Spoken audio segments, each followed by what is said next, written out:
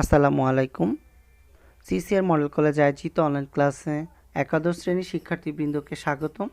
শিক্ষার্থীবৃন্দ, আশা করি প্রত্যেকেই নিজ নিজ জায়গায় ভালো আছেন, ভালো থাকেন, এটাই আমাদের প্রত্যাশা।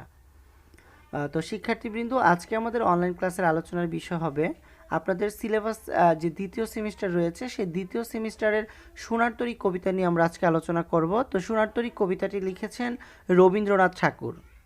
তো শিক্ষার্থীবৃন্দ, আমরা প্রথমেই রবীন্দ্রনাথ ঠাকুরের জীবনী জানবো, তারপর আমরা সোনার তরী কবিতায় রবীন্দ্রনাথ ঠাকুর কী বলার চেষ্টা করেছেন সেই বিষয়টি আমরা আলোকপাত করব।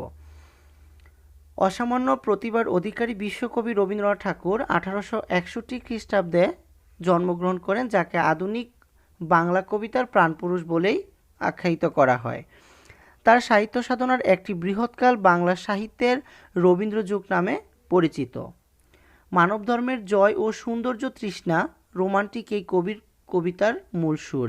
তাহলে শিক্ষার্থীবৃন্দ, রবীন্দ্রনাথ ঠাকুর যে কবিতা লিখেছেন বা কাব্য রচনা করেছেন, তার কাব্য বা কবিতার একটি বিষয়বস্তু মানব ধর্মের জয় ও সৌন্দর্য তৃষ্ণা রোমান্টিক এই কবিতার মূল সুর। মানে তিনি তার কবিতার মূল বিষয়বস্তুকে নিয়েছেন কি, মানুষের জয় এবং সৌন্দর্য তৃষ্ণাকে তিনি তার কবিতার বিষয়বস্তু হিসেবে তুলে ধরেছেন।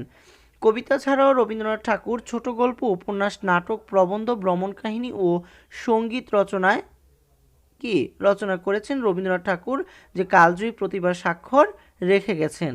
কিন্তু যদি এই কথাটি বলা হয় যে বাংলা সাহিত্যের সকল শাখায় রবীন্দ্রনাথ যদিও অবদান রেখেছেন, কিন্তু একটি শাখায় রবীন্দ্রনাথ ঠাকুর অবদান রাখতে পারেননি, সেটি রবীন্দ্রনাথ ঠাকুর কোনো মহাকাব্য রচনা করেনি। শিক্ষার্থীবৃন্দ, তিনি ছিলেন অনন্য চিত্রশিল্পী, অন্ধ অনুসন্ধিৎসু, বিশ্ব পরিব্রাজক, দক্ষ সম্পাদক এবং অসামান্য শিক্ষক সংগঠন ও চিন্তক। নিজে প্রাতিষ্ঠানিক শিক্ষা গ্রহণে নিরুৎসাহী হলেও বিশ্বভারতী নামের বিশ্ববিদ্যালয়ের তিনি সাপনিকু প্রতিষ্ঠাতা। সুপ্রিয় শিক্ষার্থীবৃন্দ, এখানে একটি কথা বলতে হয় যে আমাদের বিশ্বকবি রবীন্দ্রনাথ ঠাকুর তিনি বাল্যকাল থেকেই কোনো প্রাতিষ্ঠানিক শিক্ষা অর্জন করেনি, তাকে গৃহ শিক্ষক রেখেই তিনি শিক্ষা অর্জন করেছেন। তো সেহেতু এরকম একজন ব্যক্তি যে কিনা প্রাতিষ্ঠানিক শিক্ষাকে পছন্দ করতেন না, কিন্তু সে নিজেই আবার কি করেছেন, বিশ্বভারতী নামে একটি বিশ্ববিদ্যালয়ের সাপনিক এবং প্রতিষ্ঠাতা হিসেবে পরিচিত। শিক্ষার্থীবৃন্দ, মাত্র 15 বছর বয়সে তার প্রথম কাব্য বনফুল প্রকাশিত হয়। গীতাঞ্জলি এবং অন্যান্য কাব্যের কবিতার সমন্বয়ে তিনি স্ব-অনুদ্ৃত একটি কাব্য সং অফারিংস গ্রন্থের জন্য 1913 খ্রিস্টাব্দে তিনি প্রথম এশীয় হিসেবে নোবেল পুরস্কারে ভূষিত হন। সং অফারিংস মানে আমাদের যে গীতাঞ্জলি, রবীন্দ্রনাথ ঠাকুরের যে গীতাঞ্জলি কাব্যগ্রন্থ রয়েছে, সেই গীতাঞ্জলি কাব্যের ইংরেজি নাম সং অফারিংস। আর এই সং অফারিংসের জন্যই কি তিনি 1913 সালে নোবেল পুরস্কার পেয়েছেন।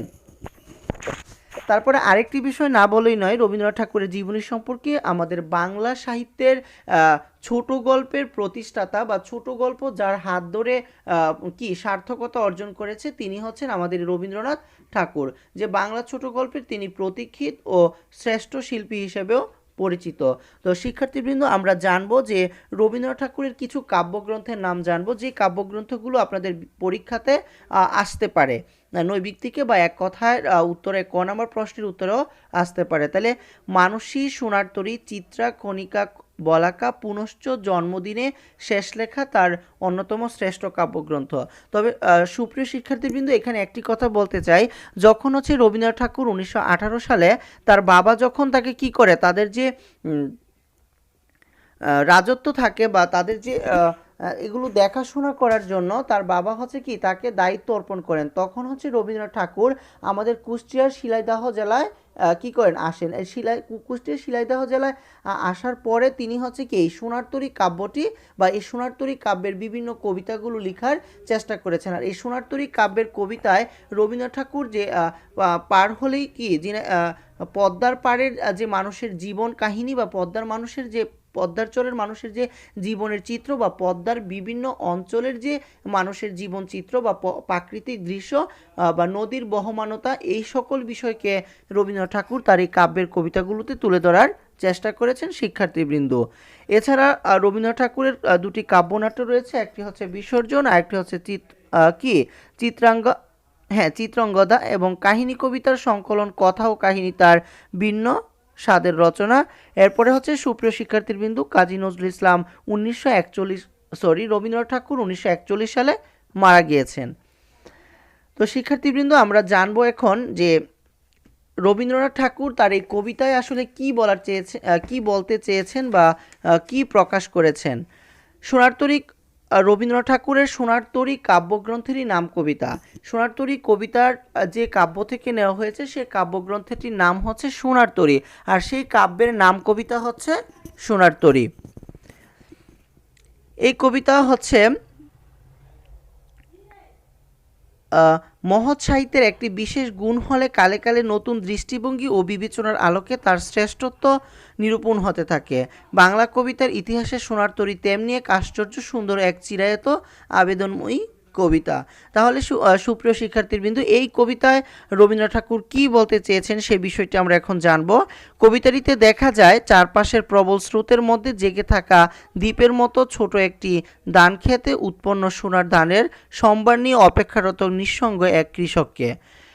এই লাইনটির মানে হচ্ছে, সুপ্রিয় শিক্ষার্থীবৃন্দ, আমরা কবিতাটি পড়লে একদম সহজ ও সুন্দর সরল ভাষায় লিখেছেন রবীন্দ্রনাথ ঠাকুর।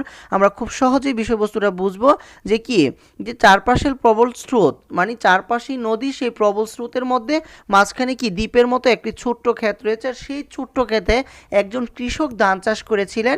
এখন সে কি করেছে, যখন ধানগুলো পেকেছে তখন সে কৃষক কি করেছে, ধানগুলো কেটে নদীর ধারে বা ক্ষেতের মাথায় কি ক্ষেতের অপেক্ষা করছিলেন।